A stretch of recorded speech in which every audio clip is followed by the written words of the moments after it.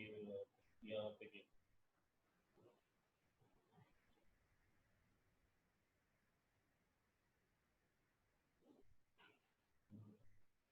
बस ये यूएसबी पे होना चाहिए। लेक्चर शुरू हो गया।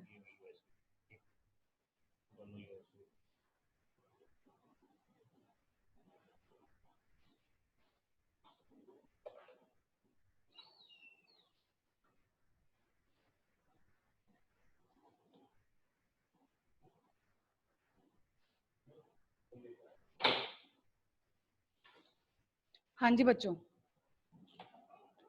हमने कल किया था वंडरवॉल गैस इक्वेशन, राइट।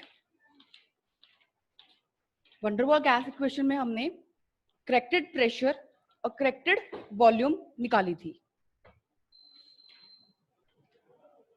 क्या इक्वेशन निकाली थी हमने कल? We find P plus n square A upon V square V minus n b is equal to nRT। मैंने कल करवाया था, बताया था A और B क्या होते हैं, कॉन्स्टेंट्स होते हैं, ठीक है। किस पर डिपेंड करते हैं हमने कल बात करी थी। देखो एक रिएक्शन और क्या हो सकती है, या एक फॉर्मूला और क्या हो सकता है इसका, कहता है if n is equal to 1, जब n 1 हो जाता है, हमें पता है कि जो V अपॉन n होता है ये 1 हो गया, तो ये Vm के इक्वल हो जाता है, which is called molar volume. तो इस मोलर वॉल्यूम के अकॉर्डिंगली एक और फॉर्मूला बन जाता है P plus A upon Vm का स्क्वायर। जब मैंने इसको 1 मान लिया तो उसमें V क्या हो गया, Vm हो गया। उस केस के अंदर Vm minus B is equal to RT। This is also called van der Waals real gas equation in terms of molar volume.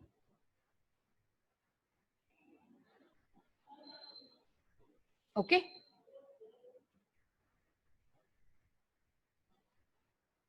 ठीक बच्चों, यहां तक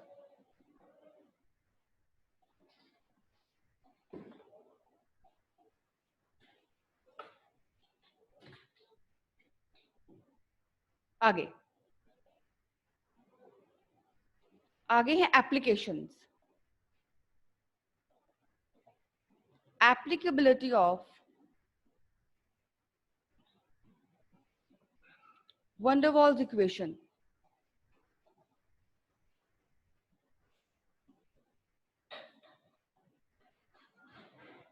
applicability of van der Waals equation। सबसे पहला हमारे पास आता है at very high pressure condition. जब प्रेशर बहुत हाई होगा उस केस के अंदर हमारी क्या एप्लीकेशन होगी। देखो right down at very high pressure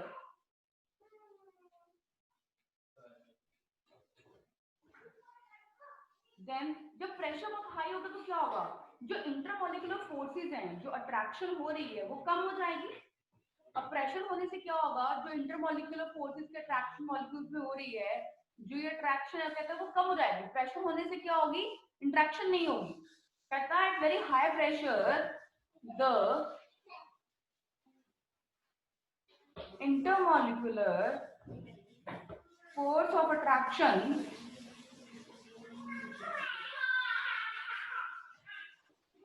becomes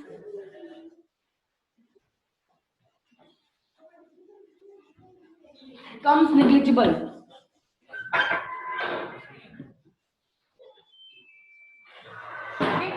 तो हमने अभी इक्वेशन लिखी थी P plus A upon Vm का square V minus Vm minus B equal to RT। हमने अभी इक्वेशन लिखी थी। तो जब हाई प्रेशर होता है तो उस केस के अंदर जो ये वाली टर्म होती है, ये टर्म जीरो जाती है, नेग्लिजिबल हो जाती है। तो वहां पर क्या बचा, P Vm minus B is equal to RT। तो यहां से जब आप Vm निकालोगे तो मेरे पास फॉर्मूला बन जाता है RT/P प्लस B। मतलब कि एट हाई प्रेशर पर जो ये इक्वेशन है ये एक तरह से क्या हो गई, this is called linear equation ना, linear equation in molar volume.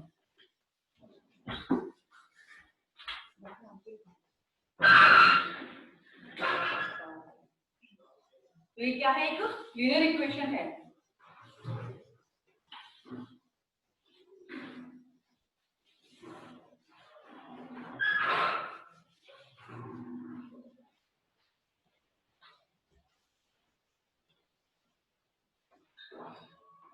आगे तो बेसिकली इसका ग्राफ भी आपको पता होना चाहिए।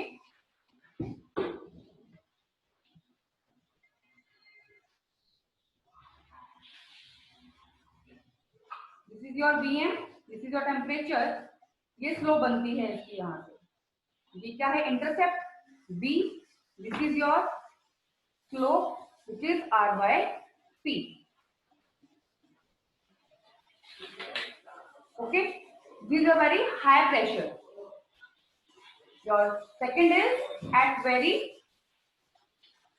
low pressure.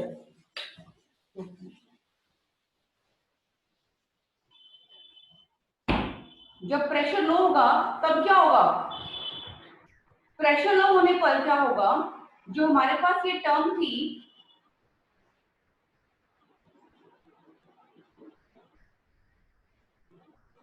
कहते हैं अब प्रेशर कम है तो ये टर्म निग्लेक्ट नहीं हो सकती क्योंकि ये कम प्रेशर है। अगर ये टर्म निग्लेक्ट हो जाएगी तो ये जीरो करना पड़ जाएगा, प्रेशर जीरो नहीं है। कहते हैं जो ये कांस्टेंट है ये टर्म हमारे पास क्या जाती है, जीरो जाती है। क्योंकि लो प्रेशर होने से जो इंट्रैक्शन के मॉलिक्यूल्स है, साइज का मॉलिक्यूल है, ये क्या होता है, मॉलिक्यूल ऑफ साइज, वो जीरो हो जाता है हमारे पास। तो P plus A upon Vm का square Vm is equal to RT। अगर आप इस इक्वेशन को सॉल्व करोगे तो ये इक्वेशन ऐसी बन जाएगी, P Vm का square minus RT Vm plus A is equal to zero. आपको क्या दिख रही है, this equation is a quadratic equation. तो आप देख सकते हो हायर प्रेशर पे मुझे लीनियर इक्वेशन मिलती है, लो प्रेशर पे मुझे क्वाड्रेटिक इक्वेशन मिलती है। ठीक है, इतना ही आपने ध्यान रखना है बस इस केसेस के अंदर, अगर ध्यान नहीं रखना है इसके अंदर। Third, at very high temperature and very low pressure, इन सभी में ये केस ही बड़ा इंपॉर्टेंट होता है। कहते हैं high temperature, very high temperature, मतलब कि मॉलिक्यूल क्या है, हाईली एनर्जेटिक। हाई टेम्परेचर है ना तो मॉलिक्यूल में एनर्जी क्या है, बहुत ज्यादा है। Very low pressure, it means volume of container is very large, मतलब V माइनस V को मैं V लिख सकती हूँ, वेरी लार्ज। तो कहते हैं इस केस के अंदर जो मेरे पास ये प्रेशर वाली इक्वेशन थी इसे मैं P मान सकती हूँ। तो कहता है इसे मैंने P मान लिया, इसे मैंने V मान लिया, तो इक्वेशन क्या बन गई, PV is equal to nRT। कहता है एक यही केस है जहां पर रियल गैस बिहेव करता है लाइक आइडियल गैस। क्लियर, ठीक है, यही इक्वेशन है जहां पे real gas is behave like ideal gas. तो हमने तीन बातें करी, एट वेरी हाई प्रेशर जहां पे हमें लीनियर इक्वेशन मिली, एट वेरी लो प्रेशर जहां हमें क्वाड्रेटिक इक्वेशन मिली, at high pressure and very low pressure उसके अंदर वो कहता है real gas behave like ideal gas. Clear, ये चीजें हमने करी अभी तक। Clear all of you, okay. वहां पे आपको एप्लीकेशन होती हैं, एप्लीकेशन होती हैं खत्म।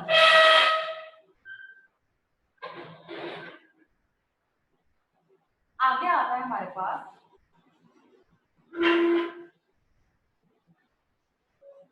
Interactive forces. इंटरैक्टिव फोर्सेस इसमें क्या है? पहले तो इसमें हम दो बंदों की बात करते हैं। एक होता है लॉन्ग रेंज फोर्स, एक होता है शॉर्ट रेंज फोर्स।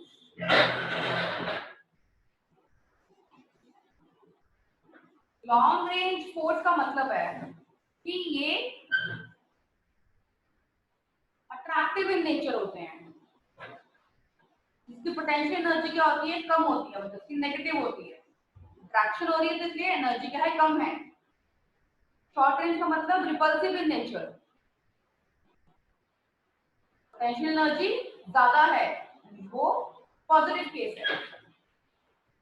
अब अगर मैं इसका ग्राफ ड्रॉ करूं तो हम याद हो पहले केमिकल बॉन्डिंग में भी इसका ग्राफ ड्रॉ कर चुके हैं, ऐसा सब कुछ। ये मेरे पास पोटेंशियल एनर्जी है। अब जो ग्राफ कैसे ड्रॉ होगा,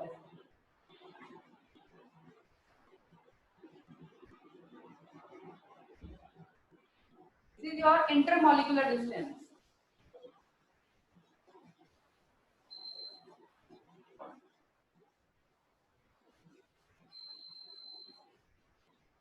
तो याद हो क्या करते थे हम वहां पर भी? कहते हैं ये डिस्टेंस क्या शो कर रहा है एंड ये वाला क्या शो कर रहा है। कहते हैं यहाँ पे ये रीजन है, this is your region 1, zone 1,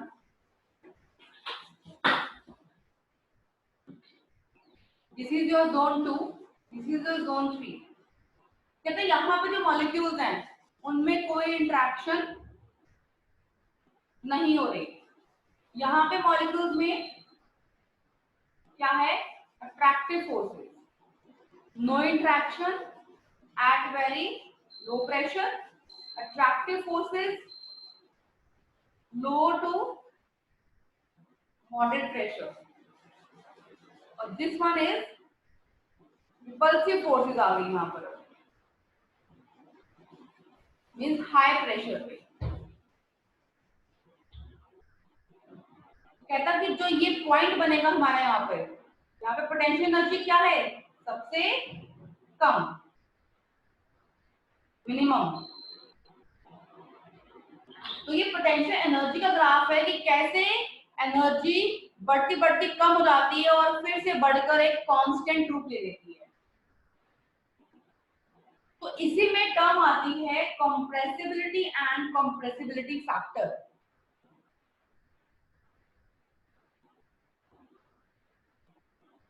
इसी में हम टर्म पढ़ते हैं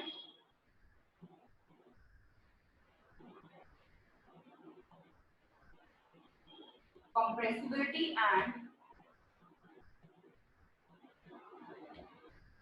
compressibility factor।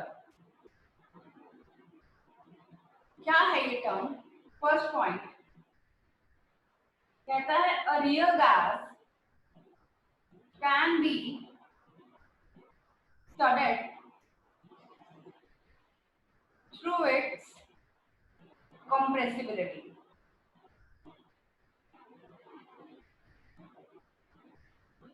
कहता है कंप्रेसिबिलिटी क्या है? Compressibility is the ability of the gas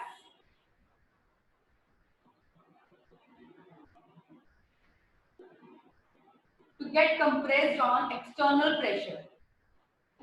कहता है एक्सटर्नल प्रेशर लगाने से जब गैस कंप्रेस हो जाती है उसे हम बोलते हैं कंप्रेसिबिलिटी।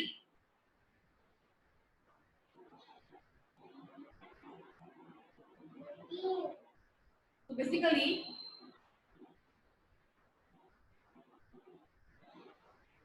कंप्रेसिबिलिटी फैक्टर को डिनोट करते हैं Z से। तो Z का फॉर्मूला क्या होता है यहाँ पर, Vm molar volume real upon molar volume ideal. This is your compressibility factor. And always remember, compressibility factor of ideal is always 1. और जब कभी भी compressibility factor Z से 1 से ज्यादा हो, so it means real gas is less compressible as compared to ideal. जब Z 1 से कम हो, it means real gas is more compressible as compared to ideal. जब Z is equal to 1 हो, तो बात कर ली हमने कि मतलब वो केस कौन सा होता है, आइडियल गैस का केस होता है. कहता है Z क्या है, Vm real upon Vm ideal. कहता मैंने क्या किया, multiply and divide by P, multiply and divide by P. तो क्या बन गया, P Vm real upon P Vm ideal. We know Vm क्या होता है, V बाय M. यहाँ पे भी V बाय M. N से N कैंसिल हो गया,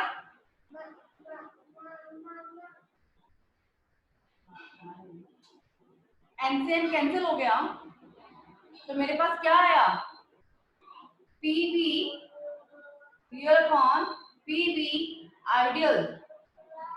ये तो PV रहा, PV आइडियल में क्या होता है, nRT. तो हम क्या कर रहे थे, ये Z, तो Z is equal to PV by nRT और PV is equal to ZnRT. एक और हमारे पास रियल गैस इक्वेशन बन गई. क्लियर?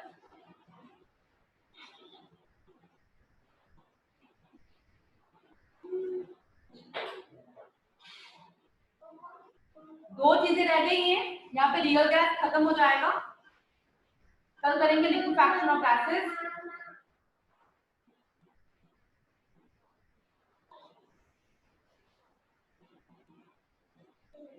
हाँ जी, आगे है, कहता है variation of compressibility factor with P for different gases at a given temperature. देखो इसमें ध्यान रखना, कहता है वेरिएशन कंप्रेसिबिलिटी ऑफ P में हम डिफरेंट गैसेस रख रहे हैं. This is your P and this is your Z and this is your Z is equal to 1. अब देखो ये ना कुछ ग्राफ है, ये ऐसे बनता है, एक्सपेरिमेंटल है.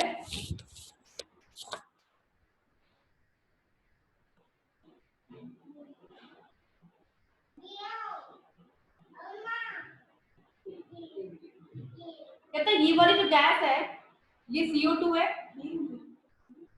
ये वाली गैस क्या है, CH4 गैस है, ये वाली O2 है, ये N2 है, this is your H2 and this is your He. These are all isotherms. तो टेम्परेचर क्या है, कांस्टेंट है. अब वो यहाँ पे ये पूछ रहा है, कहते हैं कौन इजीली लिक्विफाई हो जाता है, लिक्विफाई लिक्विड में चेंज, जिसे जितना लिक्विफाई करना आसान वो उतना नीचे. कहते हैं जितनी नीचे कोई गैस है ना, वो वाली गैस इजीली लिक्विफाई होती है. इट मींस इन केसेस के अंदर जो CO2 गैस है ये क्या होगी, इजीली लिक्विफाई. क्यों, क्योंकि सबसे नीचे है, जितनी नीचे आते जाओगे उतनी इजीली गैस क्या होती है, लिक्विफाई होती है. कहता है stronger is the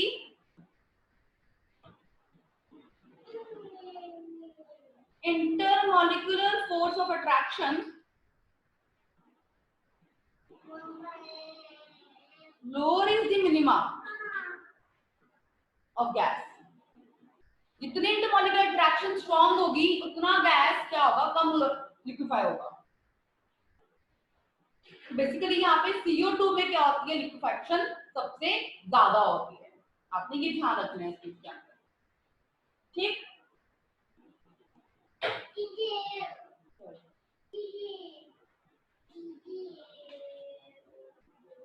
क्लियर बच्चों? आगे बात समझ? चलो आज यहीं तक करते हैं, बाकी मैं कल करवाऊंगी.